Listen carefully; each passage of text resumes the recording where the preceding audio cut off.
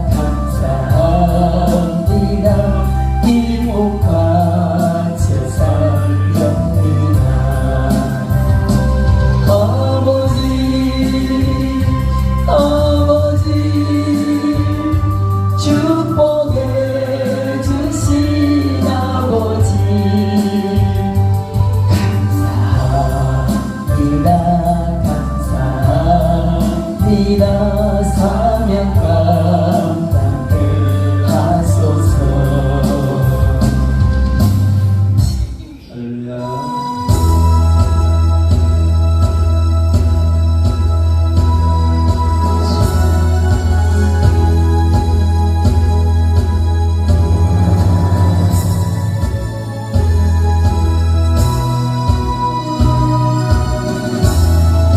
손 드시고 주님의 시간 고백하시기 바랍니다. 사랑해요 목소리 높여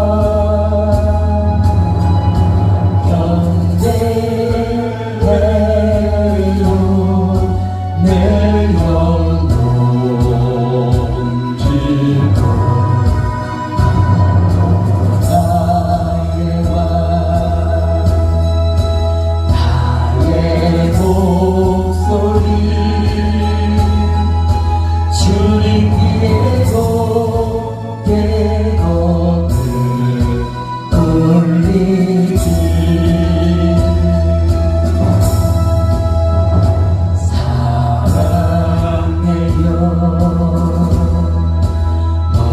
소리 높여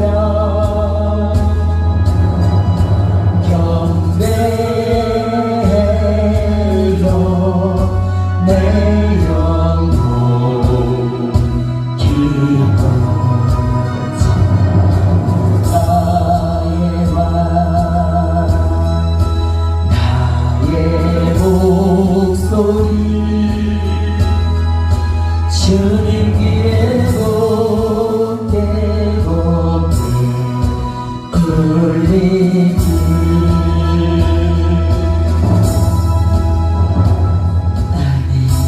오늘 우리가 읽은 이 말씀은 하나님께서 사람을 지으셨는데 어떻게 지으셨는가 하는 것을 말씀하시고 또 우리 사람들에게 주신 사명이 무엇인가 하는 것을 말씀을 해 주십니다. 먼저 26절에 보면 하나님께서 우리의 형상을 따라 우리의 모양대로 우리가 사람을 이게 우리라는 말은 성부, 성자, 성령, 삼위일체 하나님을 말씀하시고요. 우리의 모양을 따라 우리의 형상을 따라 우리의 모양대로 이 말은 형상이라는 말은 이미지를 말하는 겁니다. 모양은 바로 우리가 보고 만질 수 있는 것을 말하지요. 여기에 하나님의 형상을 따라 한 이것은 이미지를 말하는데 좀 더 신학적으로 말하자면 하나님께서 우리에게 부여하신 공유적 속성이라 이렇게 볼 수가 있습니다. 그런데 우리의 모양을 따라 이렇게 말했어요. 그럼 우리가 눈도 있고 코도 있고 귀도 있고 입도 있고 이게 뭐냐면 하나님의 모양이라는 겁니다. 다시 말씀드리면 하나님은 모양이 없습니다. 왜? 영이시기 때문에 영으로 계시는 하나님은 모양이 없어요. 그리고 심지어 하나님께서는 어떤 형상이든지 나를 비교해서 어떤 형상을 만들지 말라는 것은 하나님은 모양으로 어떻게 표현해내거나 만들 수 없다는 겁니다. 그런데 하나님께서 우리의 모양을 따라서 사람을 만들자 하고 하나님의 모양을 따라 사람을 만들었는데 이것은 무엇을 말하느냐면 사람이 곧 영으로 계시는 하나님을 형상으로 만들어낸 것. 그래서 하나님의 모양이다. 이렇게 이야기하는 거예요. 그러니까 사람은요 가장 신비로운 존재예요. 모양이 없고 영으로 계시는 그 하나님을 모양으로 표현한 것이 저와 여러분이라는 겁니다. 얼마나 놀라운 그런 존재인지 모릅니다. 그러면서 하나님께서 우리에게 복을 주시며 명령하시기를 생육하고 번성하여 땅에 충만하라. 땅을 정복하라. 바다의 물고기와 하늘의 새와 땅에 움직이는 모든 생물을 다스리라 하시면서 무엇을 먹고 살아야 할 것까지도 다 해결해 주셨어요. 그러니까 하나님께서 이 자연적 문화 명령을 주셨고 모든 것을 다스리게 하셨는데 그 다스리는 목적이 뭐냐? 하나님께 영광을 올려드리는 것인 줄로 믿습니다. 그런데 사람들이 그것을 하지 못했어요. 마리아에게 미혹당해서 죄를 범함으로 하나님의 형상을 많이 상실해버렸고 다스릴 에덴에서 쫓겨나버리고 말았습니다. 그런데 그럴 때에 하나님께서는 그걸로 끝나는 것이 아니고 예수 그리스도를 보내셔서 우리를 다시 그 형상을 회복하도록, 완전히 회복하도록 그렇게 해주시는 놀라운 은총을 창세기 3장 15절에 말씀을 하시고, 또 갈라디아서 4장 4절에 보면 때가 되어서 예수 그리스도께서 오셔서 이 모든 것을 완전하게 완성하셔서 우리로 하여금 하나님의 형상을 닮아가도록 한 줄로 믿습니다. 그렇다면 우리는 오늘 이 말씀과 성경 전체를 통해서 알 수 있는 것은, 우리가 하나님께서 하고 이 영을 불어넣으심으로, 입김을 불어넣으심으로 흙으로 만들어진 우리가 생명이 되고 사람이 됐다는 사실이에요. 그래서 우리는 하나님의 영을 받았고, 하나님 만드신 육신을 가지고 영을 받아서 사람이 되어졌는데, 바울 사도에 의하면은 하나님이 흙으로 빚은 우리 육신은 하나의 헌옷 같은 것이고, 또 잠시 동안 거처하다가 버릴 천막이나 집 같은 것이고, 참 나는 내 영이다. 그래서 내 영이 때가 되면, 주님 부르시면 이 육신을 훌 벗어 던져버리고 손으로 짓지 아니한 집, 천국에서 있는 영원한 참된 육신, 부활체, 그것을 입고 하나님 나라에서 영원히 살게 된다는 겁니다. 이런 전체적인 사실을 통해서 볼 때에 우리는 육과 영이 유기적으로 조합되어져서 만들어졌다, 그렇게 봅니다. 그런데 성경을 보면 영혼과 육신, 이렇게 우리 사람이 영혼과 육신으로 되어졌다, 이것을 소위 이분설이라고 말하고, 영과 혼과 육으로 되어졌다, 이것을 삼분설이라고 말합니다. 그런데 저희들이 신학교에서 공부를 할 때는 삼분설은 조금 이상하다, 조금 잘못됐다, 그리고 이분설이 옳다, 이렇게 배웠어요. 근데 성경을 읽고 목회를 하고 여러 가지를 이렇게 살펴보니까, 물론 이분설, 삼분설이 그렇게 중요한 건 아니에요. 중요한 건 아니에요. 그렇지만은 삼분설이 맞는 것 같아요. 왜 그러냐면은 사람은 영과 혼과 육으로 되어 있다. 그래서 바울 사도가 말하는 것처럼 이전에 너희가 죄로 말미암아 죽었는데 예수 그리스도께서 다시 살리셨다, 이렇게 말씀하세요. 그럼 우리가 어머니 뱃속에 태어나가지고 죽은 적이 없어요. 근데 우리 뭐 죽었대. 그것도 죽었다가 부활한 적도 없어요. 그것도 다시 살았대요. 이건 뭘 말하냐면, 우리의 영이 죄로 말미암아 죽었는데 예수 그리스도를 믿음으로 말미암아 우리 영에 중생의 씨앗을 심은 하나님의 은혜로 우리 영이 살아났다는 거예요. 그래서 하나님을 믿는 사람들은 영이 살아있고, 하나님을 믿지 않는 사람은 영이 죽어있다, 이렇게 볼 수 있어요. 그러면 하나님을 믿지 않는 사람들은 영이 죽어있지만 이 혼적인, 정신적인, 마음의 이런 모든 역할을 가지고 마치 영이 살아있는 것처럼 그렇게 하지만, 하나님께서 보실 때는 그 영들은 죽어있어요. 예수 그리스도를 믿음으로 말미암아 그 영이 살아나는 겁니다. 이렇게 본다면 영과 혼은 구분되는 것이 맞다, 저는 이렇게 봅니다. 어쨌든 제가 말씀드리고자 하는 그것을 구분시키고 이분설이냐 삼분설이냐 이것을 논하려 하는 것이 아니고, 오늘 우리가 살아갈 때에 우리의 육신과 우리의 영혼, 이것을 그냥 분리해서 살아갈 수는 없고, 이게 유기적으로 하나가 되어 있기 때문에 육신이 잘 되려면 영혼이 잘 돼야 되고, 또 영혼이 잘 되려면 육신이 잘 돼야 되고, 이 두 가지가 다 조화가 되어져야 된다는 겁니다. 그래서 오늘날 많은 사람들이 육신은 아주 중요하게 여기고, 물리적인 세상에서 실질적으로 활동하고 있는 육신은 굉장히 소중하게 생각하고 갈무리를 잘 하는데, 그 참 주인되고 참 나 자신이 되는 영은 별로 관리를 잘 못하는 것 같단 말이에요. 그래서 점점 영성이 침체되어져 가고 영성이 나약해져 가므로 사단의 세력이 사로잡고 올바른 신앙생활을 하지 못하게 되는 경우가 많습니다. 그래서 우리는 어떻게 해서든지 영성 훈련을 통해서 우리의 영성이 거룩해져야 되고 강해져야 되고 힘있게 그렇게 살아나서 주님이 기뻐하시는 그런 뜻을 이루는 영성을 소유해야 될 줄로 믿습니다. 그러려면 그냥 되어지는 것이 아니고 영성 훈련을 통해서 되어진다는 겁니다. 영성이라고 이렇게 말할 때에 이제 일반적으로 보면은 여러 가지로 이야기를 많이 합니다만은 오늘 제가 말씀드리고 싶은 것은 일반적인 영성이 아니고 기독교적 영성이라 이렇게 말씀드리고 싶어요. 저는 조금 독단적으로 냉정하게 이야기한다면 기독교 영성 외에 다른 영성이 무슨 영성이라고 볼 수가 있겠느냐, 그 영성을 볼 수가 없다, 저는 이렇게 말하고 싶어요. 왜냐하면 하나님을 믿은 그리스도인들만이 영이 살아있고 그 외에 모든 사람들은 영이 죽어있는데 영이 죽어있는 그 자들이 무슨 영성이 있고 그 죽어있는 영이 무슨 활동을 할 수 있느냐. 그래서 그들은 영성을 논할 자격도 없다.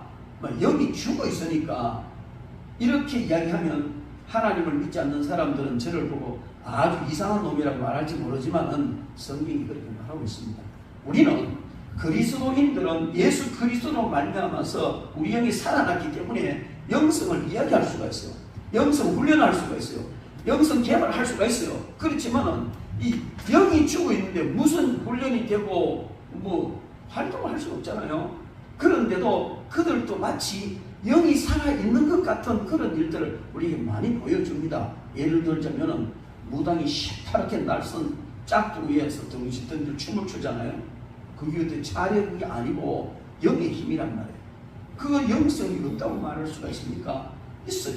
불교도 영성이 있고 샤머니즘도 영성이 있고 여러 종교에서 다 영성이 있어요. 그런데 우리의 영성, 그리스도인의 영성은 영이 살아있고 그 영이 하나님의 영인 성령님과 연관되어져서 성령님께 이끌리고 성령님께 쓰임받고 성령님의 도움으로 강하게 역사하는 영이라면 하나님을 믿지 않는 사람들의 영은 죽어있는 상태에서 악한 사단에게 이끌려서 마치 살아있는 것처럼 그렇게 하지만 실질적으로 그 영이 역사하는 것이 아니고 그 영을 빙자한 어떤 사단의 세력이 그를 통하여 나타난 것이다. 이렇게 볼 수 있어요.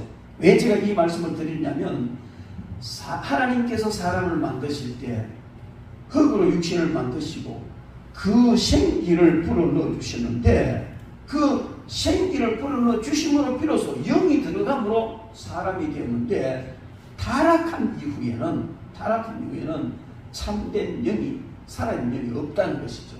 예수 그리스도로 말미암아서 영이 살아난 저와 여러분들만 참된 영을 소유했고 영성 훈련을 할 수가 있다.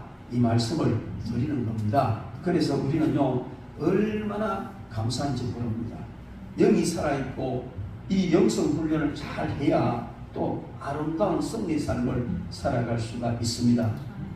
우리가 잘 아는 대로 17세기의 데카르트의 인식론을 바탕으로 해서 사회과학적인 학문, 이 방법론 중에 사물에 대한 새로운 안목을 열어주는 그런 일들이 있었는데 그것은 바로 객체와 주체를 뚜렷하게 구분시켜서 사물에 대해서 아주 과학적이고 합리적으로 모든 볼 수 있도록 이렇게 해 주었어요.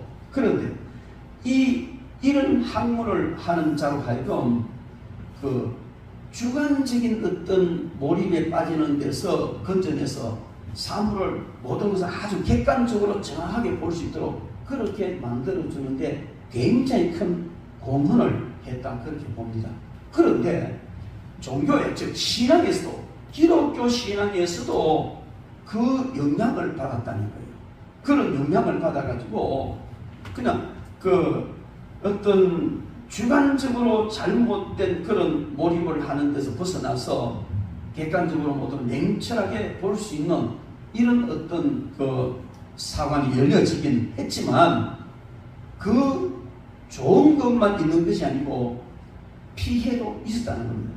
그 피해는 뭐냐면은 그리스도와 성도 간의 아주 긴밀한 연합이라든지 성령의 내주라든지 이런 아주 주관적이고 깊은 이런 영성을 그냥 좀 객관화시킴으로 이지적이고 어떤 사변적인 이런 것으로 계속해서 발전시켜 갔다는 것입니다. 그래서 이런 것은 결국 어떤 영향을 갖고 오게 됐느냐면은 하나님과 성도, 하나님과 그리스도인 사이를 객체화시켜버리고 나누고 냉철하게 분리하고 이런 일을 통해서 굉장히 신앙이 건조해져 버리는, 지식적으로 흐르고 아주 사변적으로 가서 신앙이 이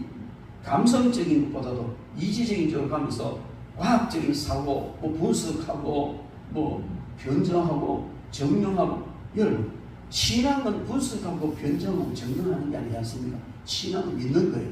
이게 잘못돼서 점점 이제 그런 쪽으로 흘러가 버린 거예요. 그렇게 흘러가 버리다 보니까 신앙이 점점 상박해지고 사막화되어서 가는 거예요. 그러다 보니까 이거 아니다 이래가지고 중세 시대에 신비주의자들이 나타난 겁니다. 아, 신앙은 그런 게 분석하고 정리하고 그게 아니지 않느냐. 믿음인데 깊은 어떤 주관적으로 주님과 만나는 깊은 이런 영성을 이야기하고 그러다 보니까 신비주의적인 그런 현상이 많이 일어났습니다. 그런데 항상 보면요, 그거로 달리는 것은 좋지 않거든요.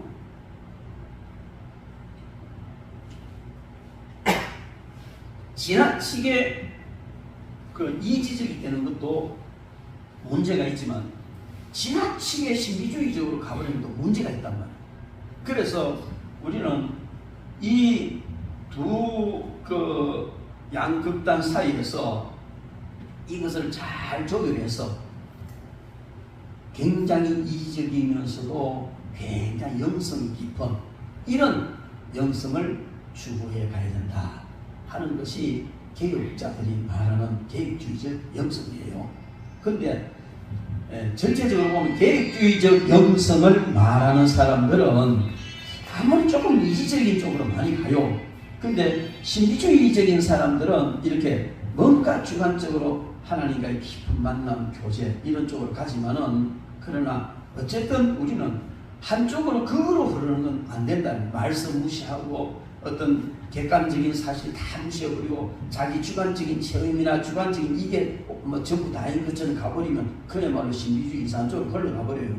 심하면 사모니즘 부담 종교도 된단 말이에요.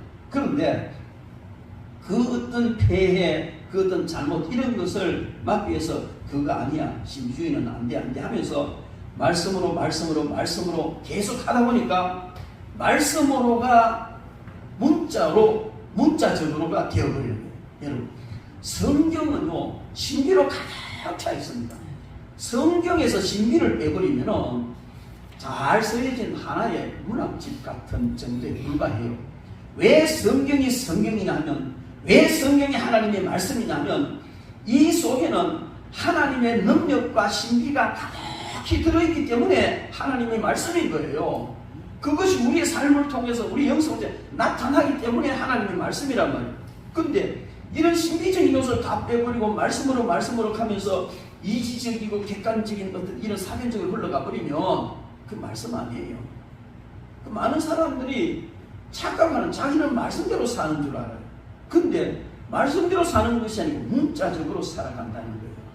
성경은 문자적으로 해석하고 문자적으로 살아갈 하나의 도덕이나 율법이 아니고 그 속에 신비한 능력이, 성령님의 능력이 함께 나타나는 하나님의 말씀이십니다.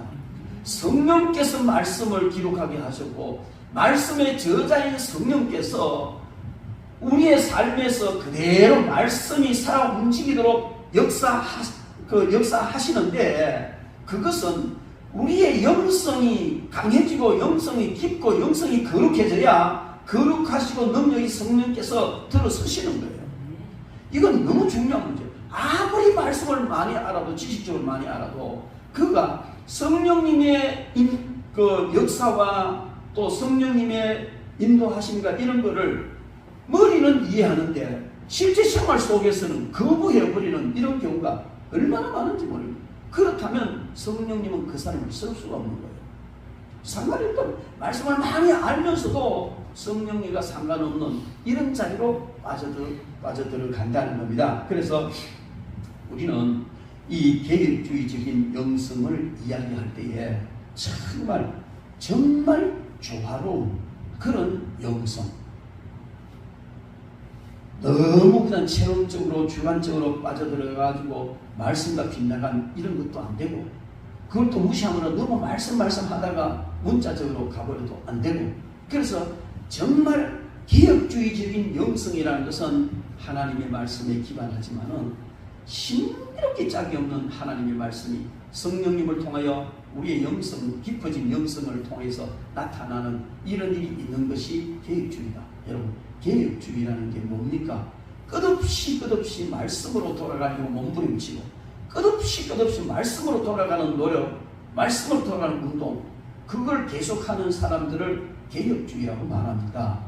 뭘 지금 하는 체제를 바꾸고 제도를 바꾸는 것, 그것도 개혁이지만 성경적 개혁이라는 것은 끝없이 성경으로 돌아가는 거예요. 성경으로 돌아간다는, 문자로 돌아간다는 말이 아닙니다, 여러분.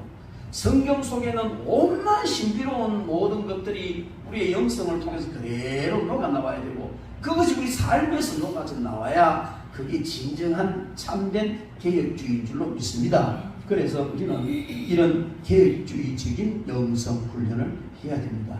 오늘날 많은 교회나 기도에 가보면요, 영성 훈련 한다고 해서 가보면 그 영성 훈련을 하는 건 맞는 것 같은데 굉장히 지역적인, 나무로 치는 한 가지 그것만 붙들고 하는 경우 참 많아요. 뭐 예언이면 예언, 찬양이면 찬양, 뭐 특별한 은사의 한 부분을 가지고 영성 훈련한다고 하는데 물론 그것도 맞아요. 그러나 진정한 바른 영성은 영성 신학을 기반으로 해서 그 안정되고 또 조화롭고 모든 것이 온전히 구비된 그런 상태에서 훈련되어져 가는 것이 영성훈련이고, 영성훈련의 최종적인 목표는 하나님께서 우리에게 나누어 주신 공유적 속성, 그것을 회복하는 것이다. 저는 그렇게 말하고 싶어요. 여러분, 하나님께서 우리에게 주신 그 지식, 이건요, 타락하기 전에 아담에게 주어진 지식은 놀라운 거예요. 놀라운. 그리고 타락하기 전에 아담에게 주어진 그 지혜는 이는 말할 수 없는 너무 놀라운 거예요. 그리고 타락하기 전에 아담에게 주어진 선, 그것은 정말 너무 완벽한 그런 선입니다. 타락하기 전에 아담에게 주어진 그 사랑은 정말 아가페적인 사랑입니다.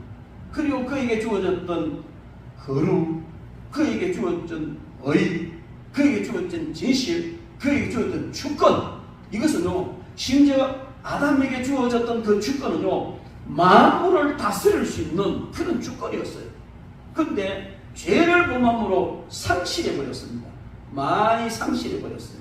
근데 우리가 그것을 회복하면 놀라운 역사가 일어날 줄 믿습니다. 그 회복의 길을 하나님께서 예수 그리스도를 통해서 회복하도록 만들어 놓으셨어요. 그래서 우리의 영성 이야기를 하면 예수님의 십자가를 제외하고는 영성 이야기 할 수가 없습니다. 예수님의 회복에 대한 것을 제외하고는 영성 이야기 할 수가 없어요. 성령님은 오셔서 하신 모든 일들이 바로 예수님께서 이루어 놓으신 그 모든 것을 우리에게 적용시키시고 생각나게 하시고 깨닫게 하시고 그 말씀대로 살도록 하시는 것이 성령님의 역사입니다. 그런데 우리가 아무리 예수님께서 하신 말씀 또 주신 교훈 그걸 깨닫고 그걸 그대로 하려고 노력을 해도 우리의 힘으로는 불가능해요. 작심삼일이에요. 조석지변이란 말이죠. 그래서 성령께서 우리를 붙들어 주시고 성령님이 우리를 인도하시면 우리는 능히 그것을 해낼 수 있는 줄 믿습니다. 그래서 성령님이 우리를 붙드시고 우리 영이 성령께 온전히 그냥 몰입이 되어지고 받쳐지고 헌신이 되어지고 인도를 받고 얼마만큼 이 관계가 깊어졌느냐 하는 것이 바로 영성이 깊으냐 아니냐인 줄로 믿습니다. 여러분, 그래서 우리는 이 모든 것들은 훈련을 통해서 되어지는 겁니다. 모든 훈련을 통해 되어지는 거예요. 예수님께서도 제자들을 훈련시키실 때에 3년 동안 훈련시키셨어요. 그 전능하신 하나님이신 예수님이 1년 만인들 그냥 제자 훈련 다 못 시키겠어요? 완벽하실 수 있다고 봅니다. 그런데 사람이 구조가 만들어진 것이 3년 동안은 지고 실험을 해야 뭐가 좀 되는가 봐요. 그리고 예수님은 우리 눈높이에 맞추신 거예요. 어쨌든 뭐 다 그 이유가 그것만은 아니겠지만은 예수님께서 3년 동안 제자들을 영성훈련시키시고 마지막에 성령의 세례를 받게 하시고 성령의 불세례를 받은 그들은 훈련받은 그 말씀과 그 모든 것을 바탕으로 해서 성령께 이끌림을 받음으로 말미암아 강력한 역사가 일어났던 겁니다.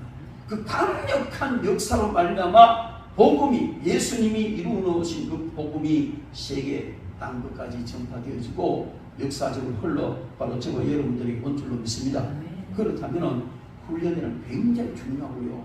우리가 받아야 될 모든 훈련 가운데서도 가장 중요한 훈련은 바로 영성 훈련이라 하는 이 사실에 이의가 없을 줄 믿습니다. 그래서 우리는 이런 영성 훈련을 받아야 되는데 바로 우리가 받는 영성 훈련은 다른 어떤 영성이 아니고 무당의 영성이라든지 타종교의 영성 그런 죽은 영성이 아니고 예수 그리스도 말미암아 살아있는 그런 영성을 가지고 훈련을 받는 것인 줄로 믿습니다. 자, 그렇다면 우리가 이 영성 훈련을 받을 때 어떻게 훈련을 받아야 할 것이냐?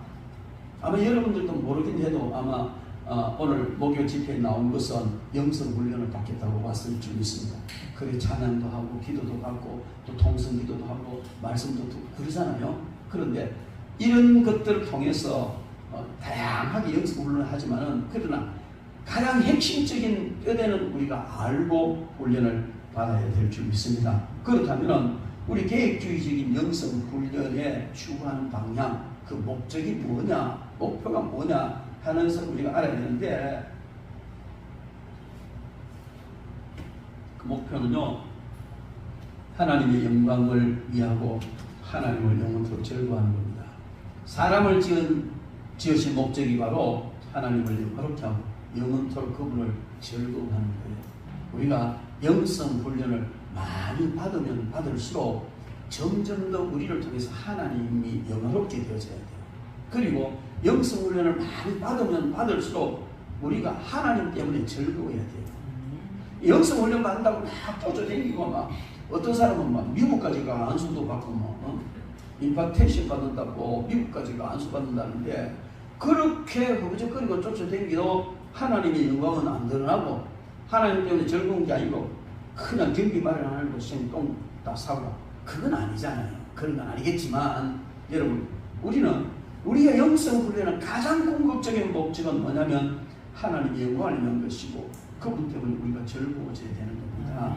그래서 날마다 우리가 영성 훈련할 때마다 왜 하느냐? 나도 박 목사님처럼 신명사 좀 강하게 나타나 예언서도 나타나 그러면 또 시커먼 자빠르지게 하고 입신도 들어가고 그거 아니에요 여러분. 그거는 과정에서 나타난 지극히 작은 한 지역적인 가지 입시의 정도에 불과한 것이고 우리가 영성 훈련하는 가장 궁극적인 목적은 하나님의 영광을 드러나는 겁니다. 우리가 우리를 통해서 하나님을 기뻐하시고 우리가 하나님 때문에 즐거워하는 것이어야 돼요.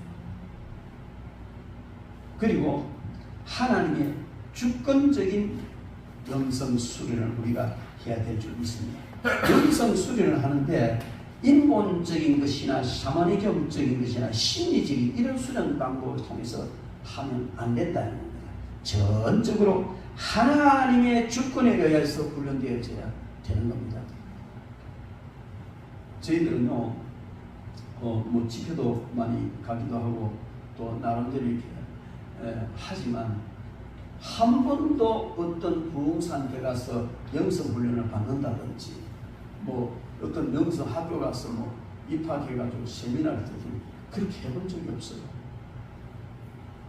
그래서 전혀 색다른 것이다 이렇게 볼 수도 있는데 그럼 그게 잘한 것이냐? 잘했다고 볼 수는 없죠. 물론 이제 다 그런 데 가서 체계적인 영성 훈련 받고 하면 더 좋겠죠. 그러나 그런 가운데서 어떤 인위적인 방법이 가미된다든지 심리적인 방법이 가미된다든지 심하면 어떤 사무리적인 요소까지도 들어올 수가 있거든요. 그래서 우리가 영성 훈련 받는 것은 철저히 성령님께 순종하는 삶을 살고 철저히 성령께 의지하는 과정을 통해서 우리가 훈련을 받아야 할 것입니다. 결코 인위적인 그런 방법으로는 진정한 참된 훈련이 될 수가 없는 것입니다. 여러분들이 목요일 날 이렇게 와서 영성 훈련 받고 이렇게 하는 것도요, 그냥 우리는 헬퍼예요. 여러분 도와주는 거예요. 여러분들이 성령과 직접 교통하고 여러분들이 성령이 만나고 이쪽으로 계속 가야 돼. 그렇게 가는데 잘못 가다가 자기 생각이 나온다든지 안 그러면 이런 훈련장에서 요상하게 들어온 이 악한 영들이 틈타는 경우도 있습니다. 예? 그런 걸 제거한다든지 빌잡이나 보호하는 이런 일은 우리가 할 수 있지만 여러분들 스스로가 성령님과 아주 밀접한 이런 관계를 통해서 훈련받아 가야 돼요. 그래야 더 빨리 더 깊이 성장할 수가 있습니다. 그리고요, 영성 훈련에서 가장 중심은 바로 예수 그리스도가 되어야 된다는 겁니다. 우리가 영성 훈련의 가장 중요한 것은 하나님께 더 가까이 나가고 하나님의 영광을 드러내고 하나님을 인하여 즐거워하는 것인데, 그 모든 것의 중심은 예수 그리스도입니다. 예수 그리스도께서 모든 것을 다 이루시고 하셨고, 또 주님께서 나로 말미암지 않고는 아버지께 올 자가 없다 그랬어요. 이것은 물론 천국에 갈 때 예수 그리스도를 통하지 않고는 천국에 갈 사람 없다는 말도 되지만, 이것을 영성 훈련에 대입을 시켜본다면 예수 그리스도가 중심이 되지 않는 영성 훈련은 다 온전하지 못하다는 겁니다. 사람이 중심이 돼서, 기독 원장이 중심이 돼서 그렇게 나가는 영성이 아니고, 그냥 사람과 기독 원장과 목회자들은 정말 예수 그리스도가 중심이 되고 그들이 하나님께 더 가까이 나가도록 도와주는 헬퍼로서의 역할만 하면 되는 거예요. 그걸 잘 도와주는 사람이 훈련 잘 시키는 사람이란 말이죠. 그래서 우리가 항상 영성 훈련의 중심은 그리스도여야 된다. 만약에 여러분들이 와서 박 목사 눈치를 본다든지 박 목사한테 잘 보이려고 한다면 그건 잘못된 생각이에요. 가끔 보면 그런 사람이 있어요. 근데 내가 박 목사를 시기해서 그런 건 아니에요. 그렇죠. 하여튼 나는 박 목사 되게 아끼거든요. 사랑해요. 참 존귀하게 하나님이 쓰시기를 바라지만은, 그러나 사람이 드러나고 사람이 높아지는 것은 잘못이다. 오직 중심은 예수 그리스도여야 한다. 그리고요, 무엇보다도 중요한 것은 하나님의 말씀의 기초가 되어야 돼요. 영성 훈련은 철저히 하나님의 말씀의 기초가 되어야 됩니다. 체험 위주의 영성은 주관적이 되기 쉽고요, 또 극단적으로 흘러갈 그런 위험 요소가 있습니다. 그런데 그러면은 이런 체험을 배제할 것이냐? 그거 아니에요.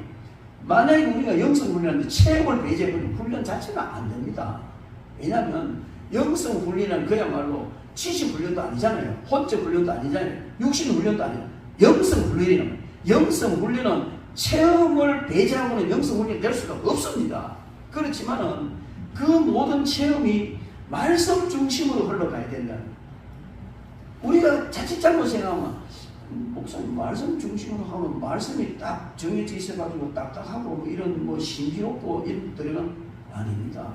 여러분, 바울 사도의 영성은요, 제가 나름대로 이렇게 성경을 본 것 중에 서울에서 우리 바울 영성인을 해서 이제 운영하게 됐습니다만, 정말 깊이 있는 바울 영성, 바울의 영성. 근데 그 바울은요, 정말 말씀의 깊이가 너무 깊잖아요.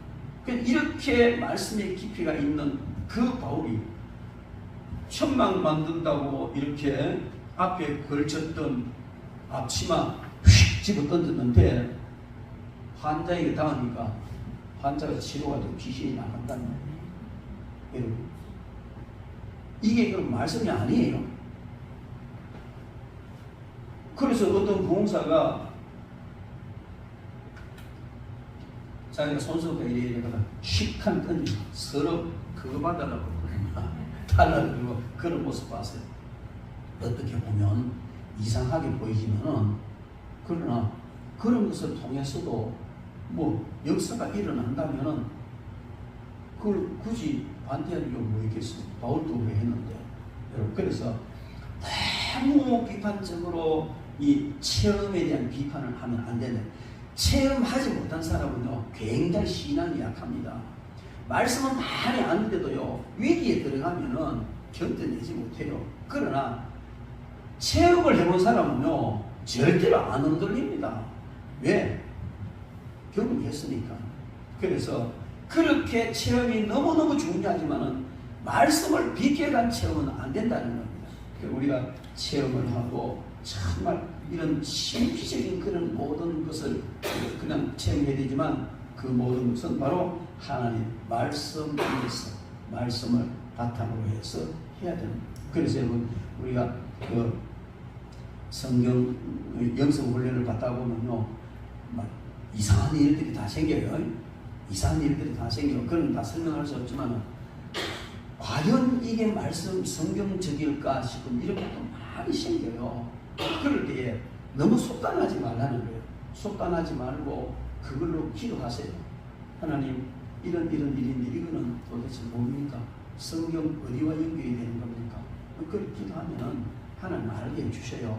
그래야 또 더 힘있게 되어지는 줄 믿습니다. 그리고 이 영성훈련은요 이래 기도원이나 아니면 특별한 영성훈련하는 그 장소에서만 훈련하는 것이 아니고 참된 영성훈련은 전 삶의 영역에서 이루어져야 됩니다. 삶의 현장에서 영성훈련이 이루어져야 된다는 거예요. 여기서는 기도원이나 이런 데서는 원리를 배우기도 하고 또 어떤 잘못된 것 이런 거 교정받기도 하고 또 기도하고 찬양을 통해서 능력을 받기도 하고 이렇게 하지만은 정말 진정한 영성훈련은 삶의 현장에서 되어지는 줄 믿습니다. 삶의 현장에서 이루어지는 이 영성이야말로 정말 너무너무 중요한 겁니다. 우리 그리스도인들은 깊은 영성 형성을 하기 위해서 기도하게 되고 말씀을 봐야 될 여러 가지 방편들이 있습니다. 여러 가지 방편이 있지만 그 모든 방편을 종합해서 삶에서 역사가 드러나도록 그렇게 연결되어져야 돼. 기도 따로 말씀 따로 삶 따로 이거는 아니라는 거예요. 기도하면 기도가 말씀을 봐서 말씀이 이 모든 삶에 연결되어지고 성령께 인도받는 것도 삶에서 인도를 받아야 되는 거예요. 기도할 때만 인도받고 교회 문 나가면서 삭감을 부리고 지맘대로 살고 그건 아니잖아요. 그래서 우리는 항상 그 삶 속에서 영성 훈련을 한다. 그리고 여러분들 이제 내일부터는 여러분들의 삶이 바로 영성 훈련이라는 이 생각을 하셔야 돼요. 그래서 삶의 한순간에 사탄이 악한 생각을 넣으면 죄 짓고 싶은 생각을 넣으면 이상한 생각을 넣으면 거기서 바로 영성 훈련을 받은 것을 가지고 전쟁을 해야 됩니다. 사탄은 물러나 바로 명예에서 기도해서 쫓아내고 그 다음에 하나님께 기도하고 거기서 역사는 거기서 승리하는 것이 바로 영성 훈련이고 여러분 아무리 훈련을 잘 받아도요 훈련은 훈련이에요. 진짜 그 사람이 강골이 되는 것은 실전에 나가야 강골이 되는 거예요. 전쟁터에 나가서 싸움해봐야 되지 훈련소 아무리 훈련 잘 받아도 전쟁터에 가보면 상황이 달라진단 말이에요. 그래서 우리가 이런 데서 훈련을 받잖아요. 그럼 삶의 현장은 곧 실전이다. 거기에서 우리가 승리를 해야 될 줄로 믿습니다. 그리고 이 영성은요 우리가 지향해야 될 영성은 항상 균형 잡힌 영성이에요. 처음부터 제가 말씀을 드렸지만은 어떤 주관적으로 체험적으로만 흘러가도 되는 게 아니고 또 말씀대로만이 아니고 문자적으로 이렇게 흘러가 지성적으로만 흘러가도 되는 건 아니죠. 그래서 우리는 항상 균형 잡힌 영성을 소유해야 됩니다. 저희들이 신학교 다닐 때 제가 그런 얘기 들었어요. 야 나는 영성 목회한다.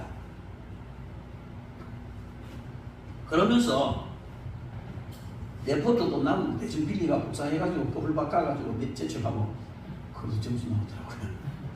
그렇게 하고 그럼 대충 해버리고 막 그저 기도만 하고 음성도 이래 하고 뭐 기도 많이 하다 보면 그렇게 되잖아요. 그죠? 이래 하고 그러면서 나는 영성 목회할 것이다. 그러면 목회 잘해요. 잘하더라. 어떤 사람은 나는 지성적인 목회할 것이다. 그래서 뭐 기도하는 거 좀 뒤로 미루고 다른 다 뒤로 미루고 그냥 도서관에서 책만 파는 거예요. 지성적인 목회하겠다. 그래서 목회 잘해요. 그런데 아쉽잖아요. 목회자도 지성 목회, 영성 목회 구분하면 그건 잘못된 거예요.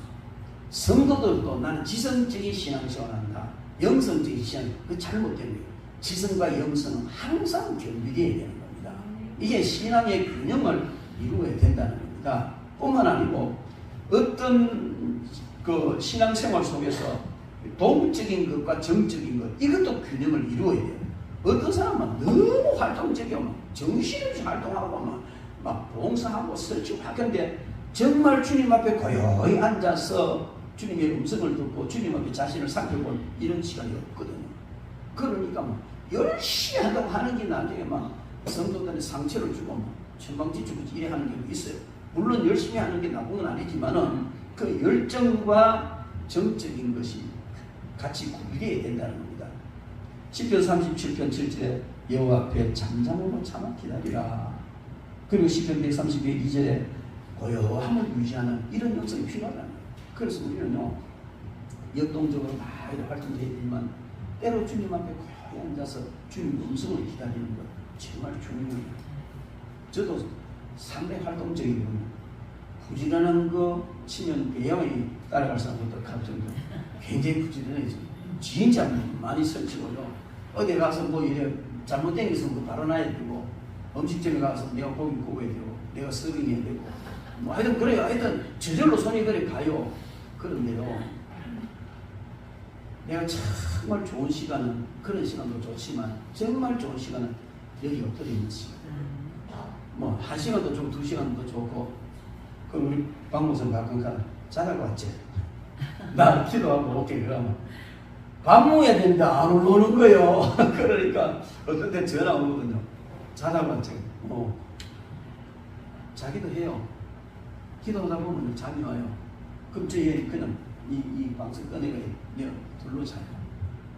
근데 그 잠이요 침대에서 자는 잠하고 비교가 안 되는 놈이 있다거든요.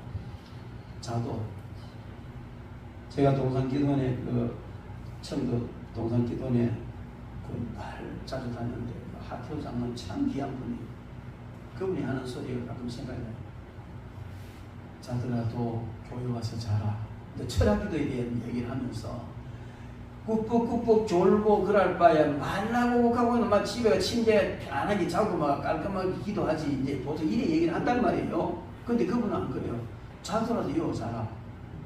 졸건 작은 성전에 와서 꾹꾹꾹꾹 졸고하면 하나님 기본 점수 준다는 거예요. 아주 저는 그 명언이라고 생각해요.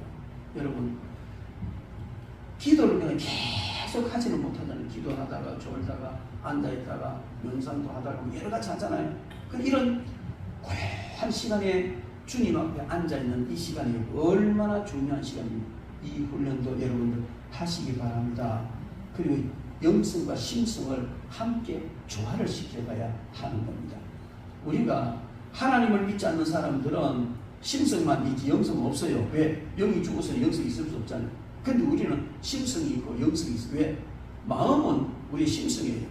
혼적인 작용이라고 보고 영은 예수 그리스도를 다시 살아나는 우리 영은 영성이거든요. 그래서 이 영성과 심성이 잘 조화가 되어 있어야 되고 여기다가 우리의 육체적인 성격까지 같이 가미되어져서 영과 육과 혼의 이 성격이 아름답게 조화되어지는 것 정말 중요합니다.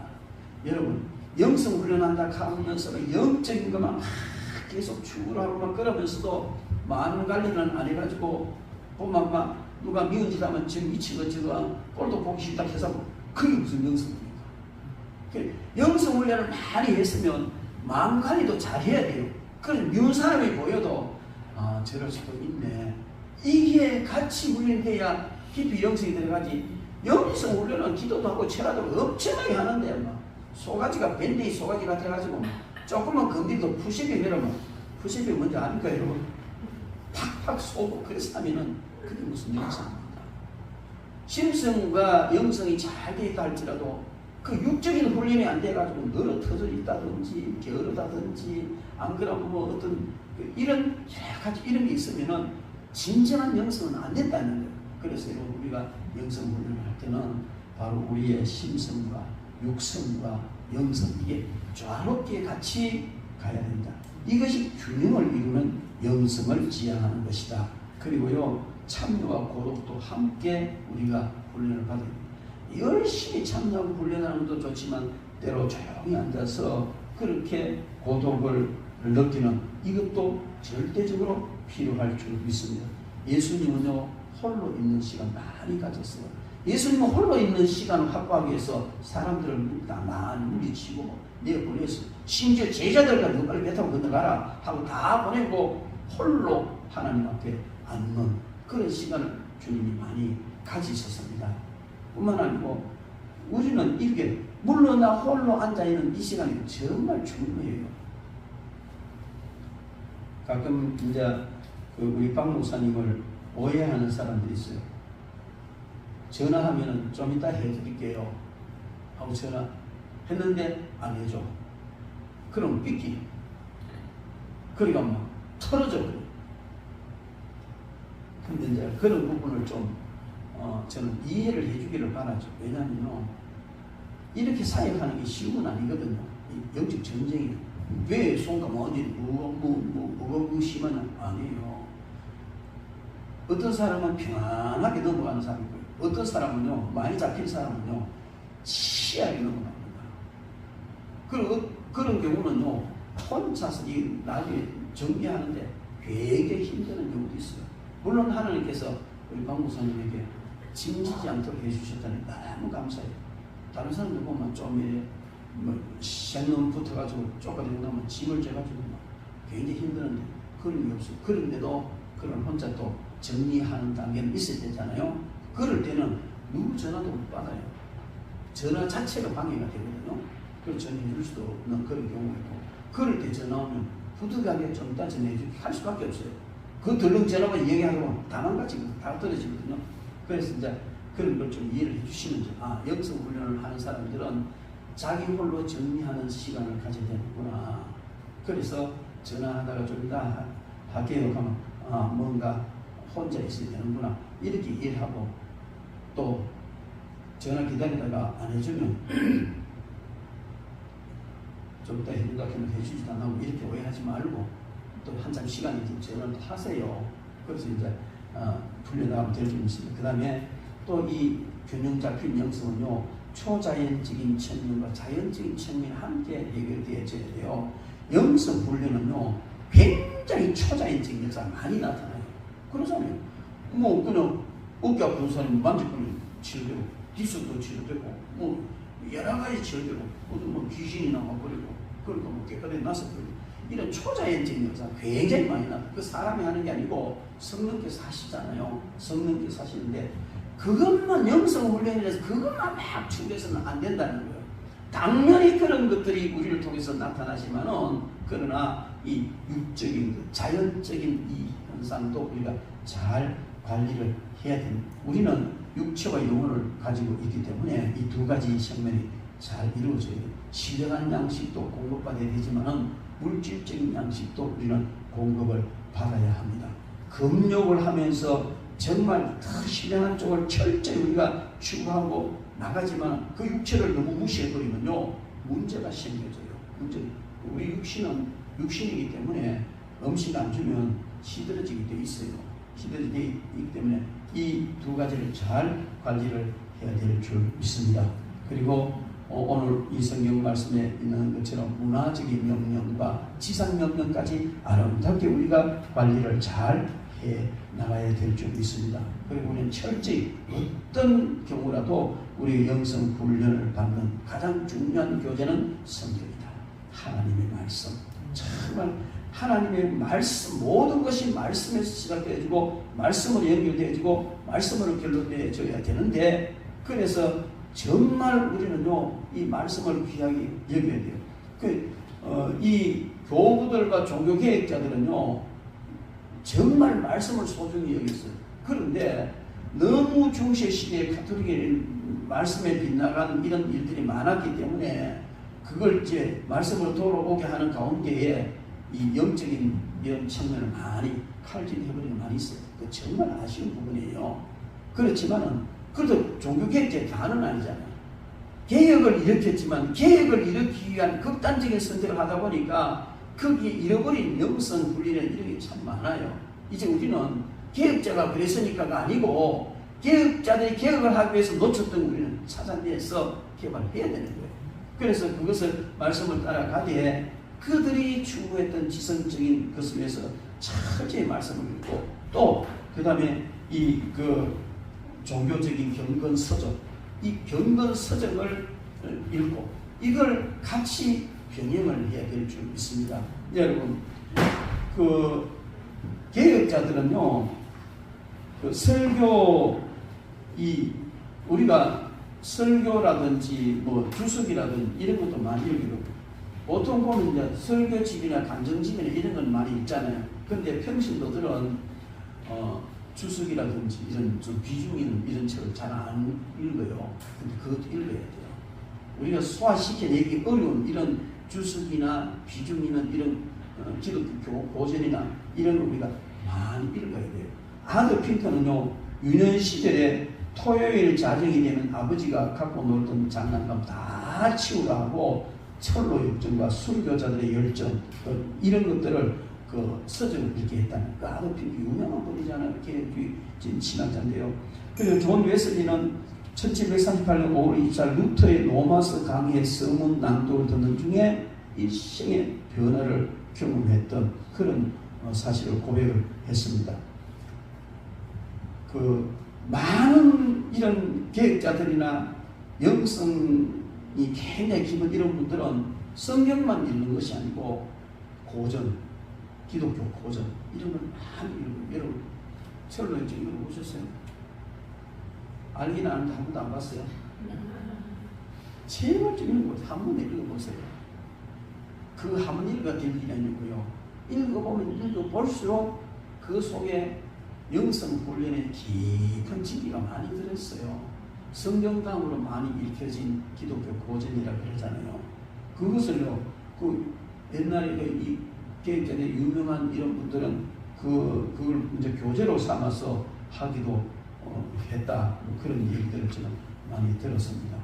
그리고 우리가 건전한 교리서 같은 이런 것도 많이 읽어야 돼요. 제가 이제 이번에 그 총회 헌법 수정 그걸 한국적인 총회 헌법 수정하면서 헌법에 소요리 문답이 있고 신도 개요가 있고 대요리 문답이 없어요. 그래 헌법 대요리 문답 처음 넣었어요. 소요리 문답은 그야말로 이 주일학 학생들이라든지 일반 평신도들을 위해서 이제 교육을 위한 것이라면 대요리 문답은 장성한 사람, 특히 교육자들을 위해서 만들어낸 것이거든요.